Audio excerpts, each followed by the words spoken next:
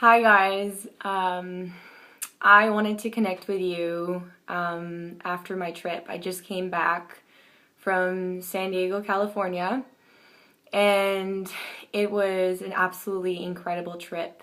It was an opportunity for me to come back to my heart, to come back to embracing vulnerability and imperfection, and to come back to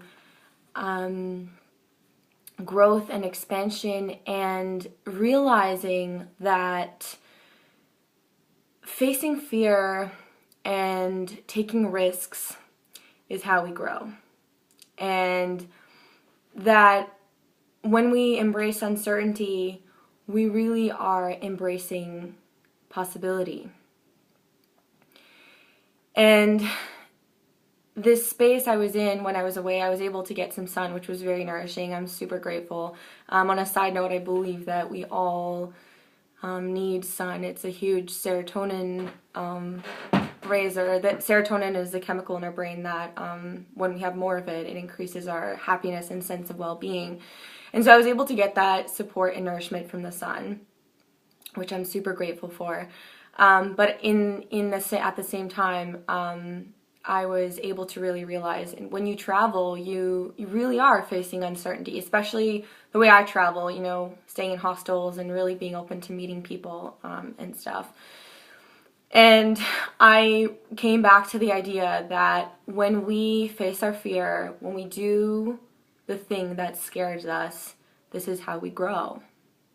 So when we are too comfortable, when we settle into a routine that we know is no longer serving us. So sometimes a routine may serve us for a short amount of time, as a support.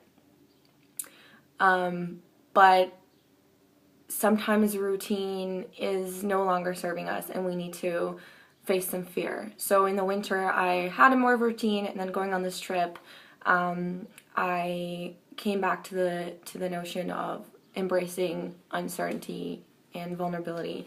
And so I really wanted to share just the quick truth that, or I want to share this truth quickly. It's not the quick truth, but I want to share this quickly, that facing fear is how we grow. We need to do, when we have an instinct, like not in our head, not something we think about, we can analyze, because we can't really figure out how something will feel until we're actually experiencing it. So it's actually through facing our fear that we claim our power and we realize we become fearless. But it's not something we can really do in our heads. It's something we really have to connect with our instinct. We need to connect with just an instinct of what we feel may be aligned with us. And the thing is, this is my thing. Usually facing fear and following that instinct, 99.9% of the time, it's what we need to be doing.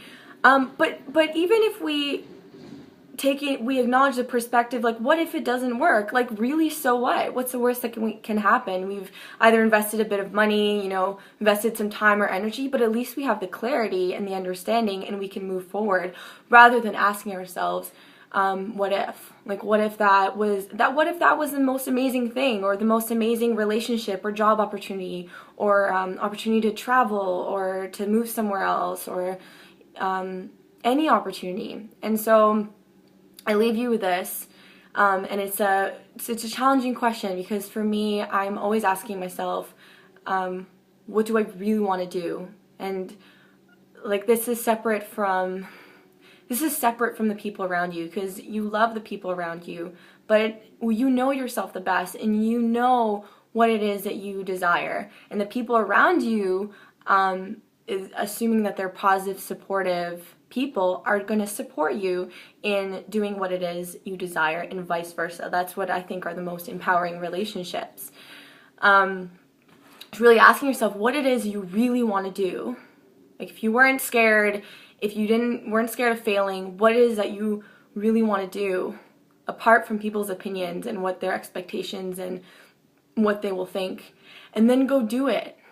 And that's really, it's it's such a tough thing sometimes because we want to know. We want to know how it will look like. We want to know, and we're in our heads. We're creating a story of what it could be, but really we don't know until we do it. And so yeah, that's my challenge to you and myself, is to ask ourselves what we really want, separate from the opinions of others. And it may take a trip. You may need to go away for a few days to have that space to do it. And I have to say, like, it's something that helps me, going away.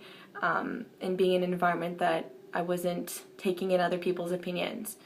So I encourage you to do that, and I'm on the same journey, and I'm interested in expansion and growth, and I'm excited to hear about everyone else that shares with me and what you guys are experiencing.